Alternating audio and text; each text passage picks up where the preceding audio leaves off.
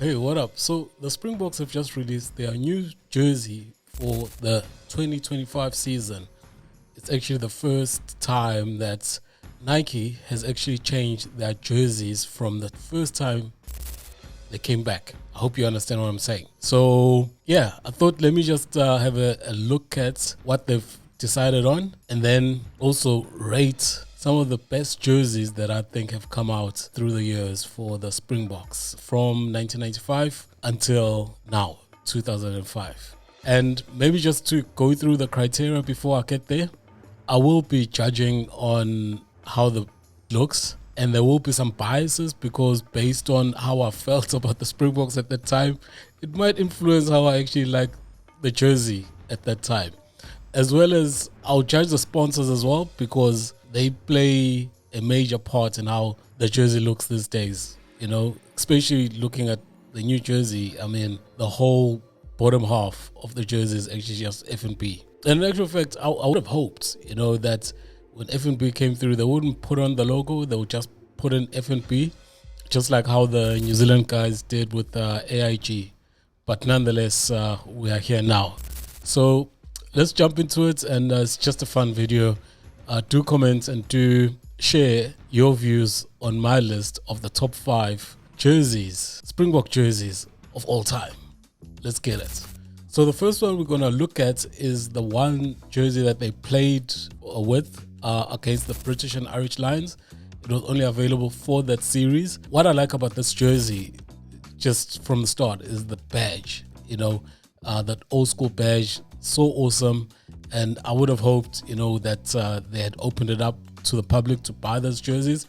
But nonetheless, the collar is also nice, even though I actually like a proper collar for the jerseys. But nonetheless, this one can work as well. MTN, of course, spoiled the whole thing by splashing their logo in bright yellow, like making like a target of the Springboks in the middle of the chest, you know, for tackling. But nonetheless, you know, beggars can't choose, I guess. So that's the first one against the British and Irish Lions, limited edition for that series. In actual fact, I think they did bring out one for the supporters to buy.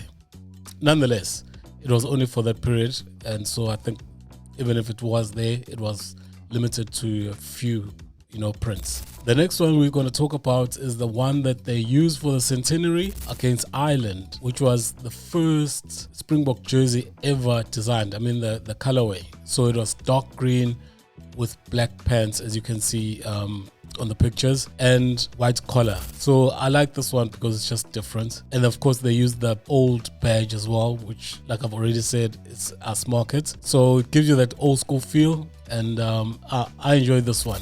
At number 3 is probably one of Nike's best moments, was the 1999 jersey that they went to play with there. I like how the detail on the shoulders and the collar, that was pretty awesome, as well as it sort of went with the pants. We hardly get any designs on the pants. It's just white pants and a Springbok badge and sponsors. But on this one, you know, they had the 2 lines or 3 lines going down the side. I thought that was awesome. That jersey stuck out because Mallet actually sort of like messed up the jersey because he made some stupid decisions in that World Cup, and Henry Honeyball was injured and he chose Teichmann over Skinstead, you know, some BS. But nonetheless, the jersey was pretty good. I liked it. Now, this one, I know that it doesn't have the sponsor, and I think personally it would have made number 1 for me if it came out like this. You can see how clean, no sponsor, the material brings out the green proper. Could have been number 1, like I say, but of course MTN had to jump in and spoil the fun. What can we say?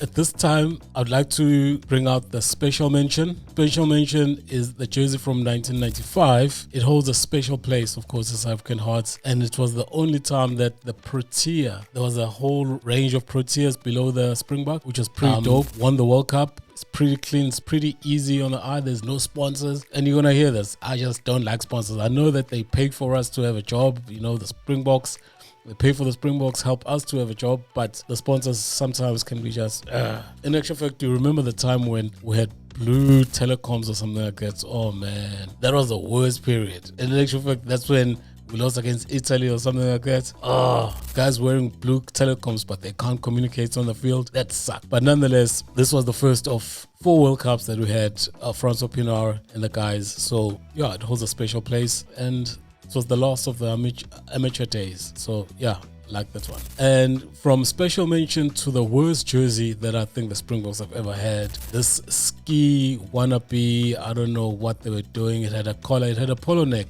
It had a polo neck, you know, the badge was on the side and there's nothing on the other side.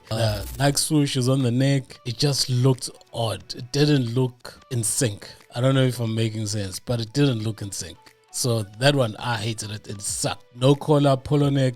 But nonetheless, that's probably my worst. I don't know. I wonder what's your worst, but that's probably my worst. And for number 1, drum roll please. They only played with this jersey for half a season. It was between Canterbury taking over from Nike and the sponsor was still Cartel. And you can't get better. Springboks being sponsored by Cartel. That is like so South African. So I enjoyed this one. It was simple. It was not too designed. You know, it wasn't cluttered on the chest. The Proteas was still with the Springboks. So, you know, it was in one area and the Canterbury logo was on the other side. I like this one. And we won the Tri-Nations on that year with this jersey, so that was pretty dope. It was actually a start of a new era for Jake White as well. So think about, you know, coming back from Kamp Stalstrad and everything that happened in 2003 World Cup. It was a breath of fresh air, and we went back to the basics of how a Springbok jersey should look. So this for me is probably the best Springbok jersey besides because the other ones that we have that don't have logos, which I hate, is the ones in the World Cup, but now they've got the logo on the side, the Springbok logo on the shoulder. So that sucks. But this one is the best. And yeah, I wonder what you guys think of my list. Let me know below, but I think this one's the best. The new jersey is quite cool as well. The detail on the collar, even though I always like collars, proper collar, like a shirt collar. Let's discuss below. What do you think of the new Springbok jersey, as well as what has been your favorite Springbok jersey of all time? It's been Tony, it's been real. Like, comment. I always forget to say all those things. Like, comment, and catch you on the next one. I'm out.